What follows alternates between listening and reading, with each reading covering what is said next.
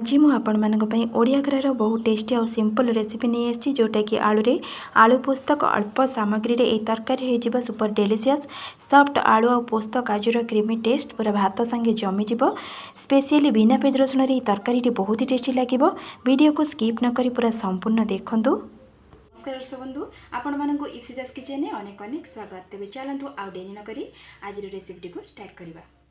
एथिपाई देखंतु 7 रे 8टी आलू को चोपा छोड़े क्यूब साइज रो काटिकी रखिछि। एठी काजू एवं पोस्तक नहीं मुझे चामच रे 5 चामच पोस्तक एवं 8 ରୁ 9टी काजू को 15 मिनट पूर्व भिजेकी रखिथिली। एबे 2टी टमाटो एवं कंचा लंका को एठी नहीं काटिकी। एबे मिक्सिंग जार नहीं से टमाटो कंचा लंका हाफ चामच रो जीरा एवं काजू पोस्त को देकी भल से ग्राइंडिंग करी नहीं आसवा। एबे ग्राइंडिंग करी नहीं आसिली गैस रे करी बसैथिली से तेल को दे दोची। तेल एबे गरम हो गला। हाफ चामच रो पंच फुटण को देदेबा। गोटे सुखिला लंका को दे देकी ताकू भल से टिके फुटिबा पई छाड़दबा। ये देखो सुखिला लंका पंच फुटण पूरा फुटीगला। तेबे आलू को देदेबा। आलू को देकी भल से ताकू भाजीबा। तेल सहित मिसई सारापर मुझे अल्प लुण को दे दूची जहाँद्वारा कि आलूटी जल्दी भाजी हो। आलू को लाइट गोल्डन कलर है पर्यंत भाजीबा। ये गैस फ्लेम को लो टू मीडियम रे रखिथे। देखो आलूर कलर ये हल्का हल्का चेंज हो गला। आलू पूरा परफेक्ट भाव भाजी हो गला। ये आम मसला पेस्ट को ऐड करवा। ये मसला पेस्ट को दे सारापर ग्राइंडर जार आउ टिके मसला लगी से पानी देखी मुझे देदेली।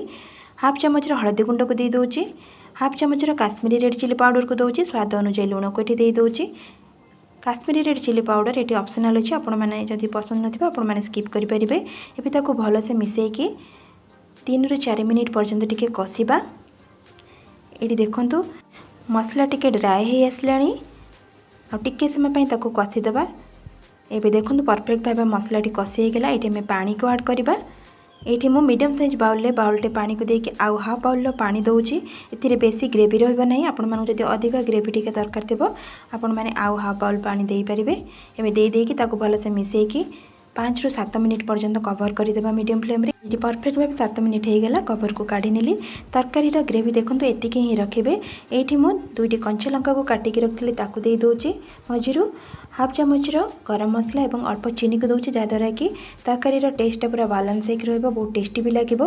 एबे ताकू भल से मिसेकी 1 मिनिट पर्यंत फुटेदेबा। लास्ट रे काटी रखिथिबा धनिया पत्र को दे दूची। भल से ताकू एबे मिसई नेबा।